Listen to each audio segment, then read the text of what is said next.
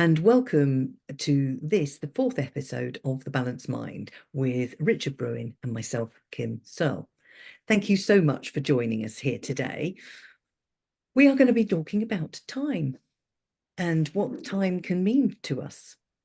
As you know, in these podcasts, we're just talking about how our external world impacts our internal world and vice versa. So, Richard, let's kick off because I think this is a big topic, and certainly we've already started to talk about it. So it seemed like an appropriate appropriate time to talk about time. Yeah, I mean, it is a huge topic. I think quite ironically, we could spend many hours talking about it. But within the accounting profession, time is one of the fundamental resources that we have.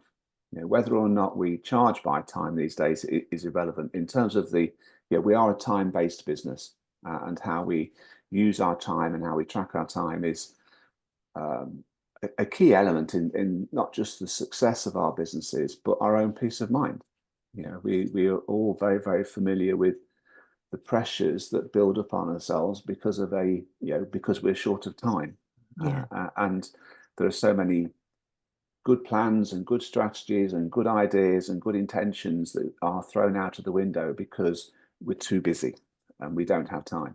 So right. it's pretty much in every conversation that I have, it's a major issue. Um, and of course, I think most of us on this call will have investigated this in the past. We'll have gone on courses, we'll read books, we'll watch the videos and all the rest of it to see what it is we can do to manage our time better. So why don't we fix the problem? And that intrigues me a lot because when I started in this profession, which is 1981, so we're 40 odd years away now. At that time, it was an entirely manual profession. Every task was manual. Every set of books was manual. Um, the process that we went through to put together a set of accounts, for instance, was one that generally was measured in terms of weeks and months. And you needed a lot of staff to do that. Here we are now, 40 odd years later, and those same tasks are now measured in minutes and hours. So okay, part of the consequence of that has been almost like a depopulation of the profession. Firms generally are much leaner these days than they were back then. But where has all that time gone? Why are we not all just sitting around with not necessarily twiddling our thumbs, but doing something far more Yeah. interesting than those things that we were doing 40 years ago? So it fascinates me that time hasn't changed. There's the same number of minutes in the day as there's always been.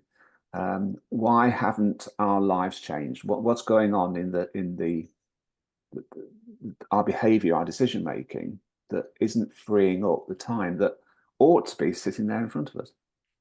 I do agree. I remember years ago, and I don't know where I was in my educational journey, but certainly either at school or college, and we were looking at time and how all this tech was going to be coming through. And it was George Orwell's 1984, where there was all this Big Brother and computers running the world, etc. And you would have so much time on your hands that you would be able to spend time doing all your leisurely recreations more often than not.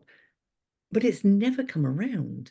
And it's interesting, and I wasn't going to bring up the quantum thing, but it's just popped in, so I'm going to is the universe doesn't like a vacuum, they say. Nature doesn't like a vacuum. It's going to fill it with something. And I think that's what we do as humans. What are we going to do now? What are we going to do next? And I don't know. Maybe the idea is that there's been more creativity about what we can do with tech that has just expanded. But of course, tech only works because of us. Good data in, good data out. And if it's not good data in, the data coming out can be rubbish. And for those who are listening into this podcast, you'll know if you've picked up somebody's accounts and they've just suddenly decided to have an accountant or a bookkeeper, and you've been handed almost the equivalent of a carrier bag of receipts. But what it is a whole tool filled with nonsense and half bits of information. Takes ages to resolve it. So I do agree. Somehow we should have more time. So where is it going? And I loved what you said. It's down to our behaviors and our choices and decisions and how we feel about time. And I suspect it is still linked very much with the idea of all this tech coming in, because tech isn't just what we use for business, is it? It's our phones for keeping in touch with people. It's the whole social media type of thing, the constant dinging of the bell because you've got a notification somewhere. The idea that industry as a whole, and this has been a bit of a bugbear of mine, is that what industry has done to streamline themselves and their costs, they're outsourcing all what used to be carried out as part of the service, and we have to do it. And so I don't know about you, but I can, no word of a lie, I've got about 200 odd accounts scattered over. Some of them I'd never use. Some of them I didn't even know existed still. Do you know what I mean? What was the precursor to Facebook? There was an American one, MySpace or something. I think I've still got a Mm. login for that. It's defunct now. But we fill our time up with stuff. And so at the moment it's digital stuff, but in the past it might have been stuff, memories. In fact, I was talking to somebody the other day who has kept things going back years, and I remember having a guy who was a hoarder. He kept everything, absolutely everything.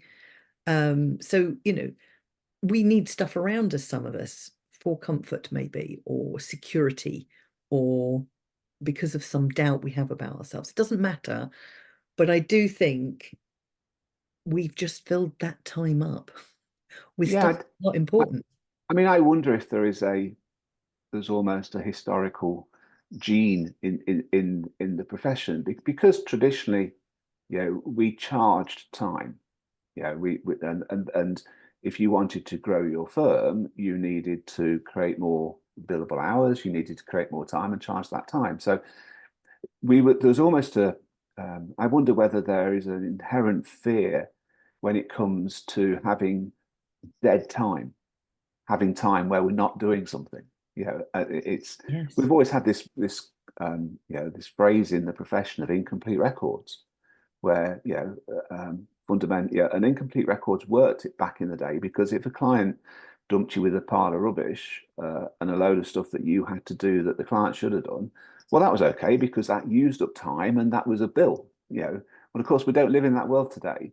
But I just wonder whether that inherent, um, it's like you say, I think that there is a feeling that we've always got to be doing something.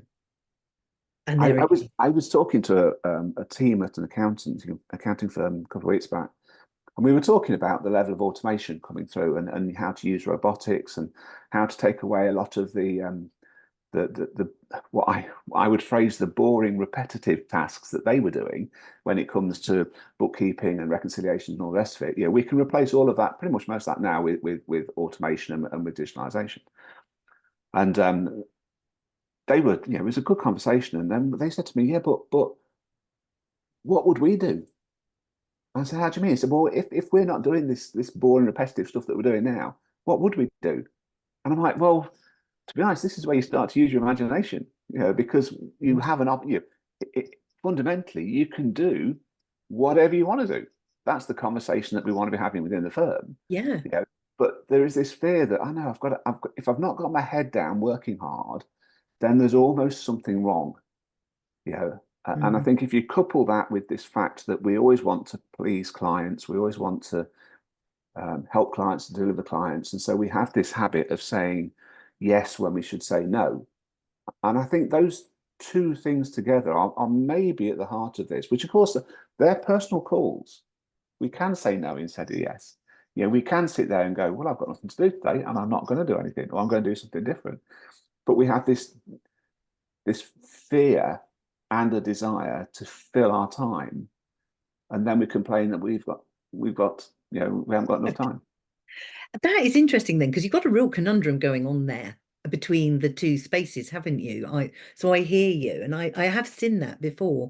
When I worked in project management, the business hated having, and I mean hated having any project manager on the bench, as they called it, because they weren't being able to bill them. But what they could have done is supported those project managers working. And yes, they wouldn't have been charged out, but when things are delivered on time, the client is happier. And invariably, the poor project manager trying to do this didn't have time to escalate all over the place because he had 8 or 9 other projects on the go. So there are always things we can fill the time up with. What do you think their take would be to say start thinking more strategically and, like a business owner, if they indeed they are, that they've got all this time. What could they do? What would Richard Branson do with this time? Oh, he'd go off and create something else, wouldn't he? Yeah, but first and foremost, you've got to be prepared to take that step back, haven't you? You know, when it's head down, driving on every day, even just the very thing that will start to change it is taking a step back and going, whoa, hang on, let's just take a breath and let's just have a look at where we are and what we're actually doing here. And of course, Yeah, that in itself is enormous. If you've got all of this work backed up, to go, no, I'm not going to work today. I'm going to go away and I'm going to look at my business. really That hard. that it's very hard, and it takes a degree of bravery, but you have to do that. If you don't do that, that is the starting point for all of this, because you need to look at the sort of work that you're doing. You need to look at how you're doing that work. You need to look at fundamentals like the clients that you're working with, and are you working with the right clients? Are you providing the right services to those clients? Are you operating is the relationship balanced? Because it won't be. It'll be weighted very heavily in the client's favor. If you don't stop and draw a breath and sit down and go, hang on, this isn't working. This isn't how I wanted it to be. You've got to be prepared to take that step back and start to think first and foremost strategically. If this isn't how we want it to be, how do we want it to be? Yeah, and yes, Yeah. that takes time, but that's the start of fixing these issues, because it's the first thing that you've done in probably a long time where you've actually put yourself in control and gone, no, everyone else can wait for a day because I'm going to sit down and look at my business. Yeah, and let's face it, it's only, is it 2, maybe 3 periods of the year where you're really under the cosh. But if you got things sorted out so that was a lot smoother, that would be a really good investment in time, wouldn't it? Yeah, I did join a webinar last week because I like to keep abreast of other things going on. And my mentor, when he was training me, said to me, always read outside your field because you'll learn so much more. And boy, has he been right. Well, this one book, and I don't know who's written it, but it's called Profit First, so forgive me. And one of the concepts out of that, which I have actually heard, but in a different environment, was this idea of you put your tax away, tax and VAT away, or is tax then VAT, and then you take your money. And I was like, can't get my head around that. You haven't covered all your business costs. How can you start taking money? And what he said was you only take a percentage of it and then you cover your bills. And basically, in an ideal world, you'll be covering them anyway, but you start taking yours first. So you've done your compliance aspects, but you are still very important because without you, that business doesn't run. So I wonder if you could do that with time.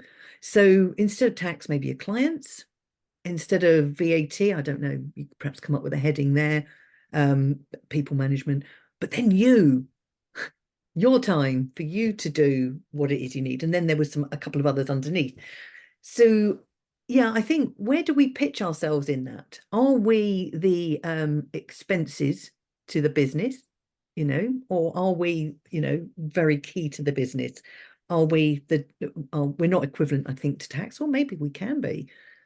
Maybe we should put ourselves right up in the tax bracket because without us, there is no tax to pay. Or we'll not find the money to pay the tax. So maybe we need to think of time differently, because right now what I'm hearing from you is the time is going everywhere but on the individual, and I'm all about putting ourselves first. It's not selfish, it's not in any way cutting everybody else out, but they often say, don't they, you can only feed from a full cup. So oxygen masks first, please, people, I think, in time, because with that, what you're doing is you're giving space. And I think you mentioned it earlier, to be more creative, be imaginative. And actually, what you're giving yourself, even more than that, is the chance to process. Yeah, I think it's interesting that that analogy with profit first. I know the guys behind profit first, and like you, I'm having the brain moments and Yeah, I can't think of really names at the moment. sorry. But yeah, their fundamental concept is that, you have to be honest and realistic about cash flow. So therefore, if the business doesn't generate enough for you to live on, then it's not a business. So therefore, start from that and build upwards. And as accountants, we tend to start from trying to get in top line and building on that. And I think it's the same with this. We have to be honest and realistic when it comes to the decisions that we take that impact on time. Mm. This idea where we constantly overpromise and underdeliver. Where we constantly say yes when we should say no. We need to look far more. We sacrifice ourselves. I see it across the profession, and it's Absolutely. for the right reasons. It's because accountants are generally nice people and they want to help their clients. But the bottom line is they sacrifice themselves and they sacrifice their own families Mm. for in endeavouring to help clients. And there has to be a more honest approach to that, where we go, I don't have time to do that. I can't get that done properly within that deadline. I don't have the team available to get that done now. We've got to be, and then have the conversation around that, because invariably the conversation that you then have is nowhere near as painful as we tend to think it's going to be. When the client phones up and says, "Can I have this by tonight?" and we go yes, and our brains are going, "I don't know how the hell that's going to happen." If we just went back to the client and said, "Actually, I can't get it done by tonight. Is Monday okay?" In most cases, the client goes, "Yeah, that's fine." Do you know, it's interesting you saying that, because when I was working in project management, one of the things I learned is people will give you deadlines that are not real. Mm, absolutely. What they're doing is they're building in a capacity for them to review the work and maybe do something with it. But the chances are, guess what? They're not going to do it until lastminute.com, because they're doing the same as everybody else. So there is always negotiation time that you can be, to build into the deliveries. So negotiate invariably, even turn it back on them. What's the date you really need it? Because that'll make them come up with something a bit better. And I love the word what and how, because it puts the onus on them to come up with the information you need. Just a little side tip there. We'll probably bring that up some other time. But by asking them what is the date they need it by, and what is it they specifically need? Because actually the project they've given you might be able to be broken down into smaller deliverables. So I love that. Um, I've always said, those who work with me know that I've worked out that my superpower in business, because people say, "Oh, it's all right for you, Rich, it's easy for you," and my route through this profession is no different to anybody else's. But my superpower I've worked out is that I am fundamentally lazy, and therefore I don't want to do stuff that somebody else can do. I don't want to do stuff that I don't want to do. I want to find, if I can find a way of delegating it, or a way of systemizing it, or even better, a way of not doing it in the first place, of saying no, then I will do that. Now, that I've learned over the years that's been a real benefit to me as an accountant. I'm not going to say it when the answer has to be yes, otherwise I wouldn't have had much success in this trade. yeah. But the fact that when something's dumped on you, your first reaction is, okay, how do we get out of this, but in a positive way? Mm. And this concept of flipping things around so that we under promise and over deliver, so that the client, because when the client says, "Can I have this by tonight?" that client's, very rarely has that client's world just exploded. That client's been sitting on this issue for days, weeks, months. So all of a sudden they've decided it's important. So we start from a position of strength, because this is their problem, not ours. Yes, we want to help, but we don't want to help to the extent that it impacts negatively on us, or especially our team or our families. So, why are we saying yes? Why don't we go, "Look, okay, well, let's just talk this through." Either, in a worst case scenario, if it's desperate, it is but tonight, at least we can then demonstrate to the client that it's an issue and it's going to cost them. So to say, okay, right, well, leave it with me because I'm going to have to move some jobs around. I'll give me half an hour. I'll try and sort it out. You know, the client, if nothing else, they're going to appreciate the real effort that we've put into this.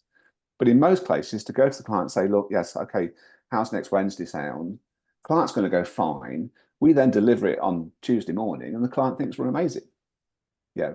The flip Mhm. side is we say, yes, I can do it. We then cause headache and misery for ourselves, for our team, for our family. We probably don't deliver it on time still, or make a mistake, and the client thinks we're rubbish. But that's entirely down to the decision that we've made, by not being open and honest enough with the client, and by not essentially not standing up for ourselves. Yeah, and I think there's a whole thing when you're talking about time, which is boundaries and what you will and won't accept where your client is concerned. And I know, you have contracts that you put in place with your client, but do you ever uphold it? Do you ever stand by it? Now, I'm not saying go down the contractual route because that's not a good relationship, but it is something that you can bring up. Well, like you say, I'll have to have a look at it and come back. And then you've building that pause in allows you time to go away and reflect and see whether it is reasonable or not. And you're right. If you feel like you can do it, then you've got a good reason to go back and say, okay, well, as you know, last minute stuff like this does impact my other work. So there is a bit more of a premium charge for that. But if you're good with that, I can get it done. And the client will either take it or not. And if they value you, and this is the key, if they value you, they'll do it. There'll be no quibble. Thank you. Really appreciate it. They don't value you. Maybe it's time to think about letting them go, setting them free into the wild and let somebody else deal with them. Because I hear, every October and, it's certainly coming up to the end of January, people who are giving things in last minute and, clients who've saved it up. The profession needs to get tougher on those clients. And I get it. If it's a one-off, we all do it. But if they do it every time, then that's not acceptable and you're tolerating bad behavior. And I think a Yes. boundary of some sort or other to remind them, even afterwards, if they're a regular occurrer, so a regular offender, I would go back and say, look, this has happened 3 or 4 times now, and it causes a lot of stress for me and my team. And as a consequence, I need you to know if this happens again, well, either they're going to always pay premium or it's time to reevaluate the relationship in some way because it's not right. They're putting you under stress, they're putting you under pressure, they're pushing other people who have got their stuff in on time Mm. out of the way because Yeah, they. that's the issue. That the good clients are the ones who get pushed away in all of this. I think if you take the self-assessment as an example of the 1st January deadline, self-assessment has been in place for what, getting on 30 years. So, if we're still burning the midnight oil in January, whose fault is that? Yeah, there's so much. I know this sounds quite hard sometimes, and maybe I intend it to be to get the message I, home, but a lot of the pressure that accountants face, it comes down to deadlines. It comes down to the 31st January deadline. It comes down to the fact that we're getting close to clients' filing deadline for their accounts, which is many months after the year end. Comes down to the fact that we have these quarterly peaks when it comes to VAT returns, for instance, with the quarter, March, June, etc. Well, who's allowed that? As the accountant, we have allowed that situation to develop with that client. We're mm, the people who, we can say no. We can go to the client and go, look, this is the problem. We need to fix it. And if the client doesn't fix it, we can go, no. Now, yeah, and I get that there's a commercial challenge there, there's a financial challenge there, but we're not saying this to all of our clients at the same time. We're allowing the poor behavior of clients. And these clients aren't bad people. Yeah, I'm oh God, not. no, Yeah, no. they've just got loads on their plate as well, and we Got haven't. habits that are not serving them. Yeah, we've allowed this to. Look, if my accountant doesn't chase me for my tax return information, I ain't going to send it over because I've got other stuff to do that is more interesting and more pressing. But if the accountant said, look, I really need that, it's changed my priorities, and especially if they say get it in by Friday, otherwise I can't help you. Yeah, I'm going to get it in by Friday, aren't I? The way that we behave as accountants and as bookkeepers, it's the same issues. I think we suffer the consequences of our own behavior as much as anything else. I do. We, I think we are. we've chosen these clients. We've let these deadlines appear. We've made the decisions when it comes to our own staff and all the rest of it. We are suffering the consequences of our own behavior. And that sounds quite brutal, but I think we have to recognize that there is only so much improvement we can make by buying in systems and processes, by digitalizing our firms, by sending the team on time management courses and doing our to-do lists and all the rest of it. That will all help, but it comes down to what we're doing here and the conversations that we're having with clients and which clients we're saying yes to and being prepared to. We do have to. We live in an age where being told to toughen up maybe isn't a particularly PC thing to do, but that is the reality in some of this. We've got to look at goes and ways and go, well, this doesn't work for me. Okay, that means I need to change it because nobody else is going to change it. Oh, I agree. And I do think you said something very interesting there. Well, I'm going to repeat that a little bit. But you said, the client is doing something more interesting or more pressing. The interesting is the self-preservation. It will be as much about their business and doing what they need to for their business. But the interesting is a key word for me because this extra time that we could gain back, even if it's just an hour, if we started, or I encourage people to book an hour into their diary if they're just too busy, just to take time out to do whatever it is that they need to do, the reflection, the what's working well, what's not. Maybe just, call up clients, your best clients, and just see how they're doing. Whatever you just use the time for, just an hour to start with, but do something that's interesting in that hour, that 3 hours, that day that you can manage a month, whatever it is, and build upon it and do something that you love. One of the core components, it's not the only one, but is to do more and more of what you love. What do you love doing? What do you love doing? And even if it's, pleasurable.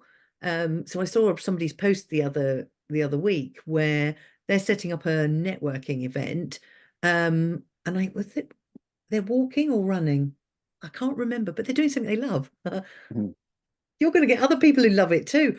What a great energy boost, and what an inspiring way of getting people together. And you have no idea how your unconscious mind will use that time. Because one of the things that we do not realize is that we've got all the time in the world for our unconscious mind. It doesn't understand tomorrow or yesterday. It'll look in those directions, but it doesn't understand it because it's all now. It's all now. It's all now. And so we can create extra time in our unconscious mind for our problems. Go running in this example, come back, and you just might have a solution. And you've not been thinking about it. It's those things. I mean, it's a bit extreme. I can't imagine for one moment that everybody will go off and do these sort of things.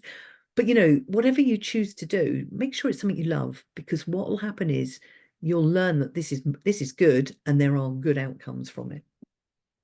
Yeah, I love the creativity and the positivity that can appear in a firm when they just take that moment to step back and you know take a breather, let their shoulders drop a little bit, and just think about it in a different way for even for just an hour, because it does change things. And yeah, I always think a practical example is the to-do list, because how many times have I've certainly done this many occasions. You put together your to-do list, and it's a great big long to-do list, and you start working your way through, and then you do some and don't do others, and then you pick it up again a week later, and there's a load of items on there that you simply cross off because they don't matter anymore. You know, Yes. and yeah, yeah, and that's the thing. Yeah, we get hooked up on so much stuff because we don't step back and go, well, does it really matter? Mm. Oh, well, Richard, but that half an hour has really whizzed past, and we've covered a lot of ground from, the tech supposed to freeing up all our time, and then how is that not happening? Because we fill it with other stuff. To, what the choices we're making and the decisions we're making and how we are allowing our time to be taken. And we only touched on it loosely, I know, but people are taking our time. And quite frankly, if we allow them, they will take even more. So great conversation. So as we bring this session to a close, what's the rule for today, do you think, round time? I think in terms of practical steps, I would say, book that time in your diary to step away from the business and have a real good think about what it is that you're actually trying to do here, Yeah, and see where that takes you. And from a sort of ongoing tip, just it's okay to put yourself first. We're dealing here with nice people. You're not going to do things that are unnecessarily selfish or thoughtless or anything like that. It's okay to put yourself first and your family first and your team first. I agree completely. Fantastic. Thank you very much. And if any of you've got any comments on that, we'd love to hear them. I suspect time is something we will come back to maybe nearer October when people Yeah. are starting to get a little bit frazzled again, and just remind them they have the right for making the choices that work for them too. Until our next episode, look forward to seeing you then. Take care.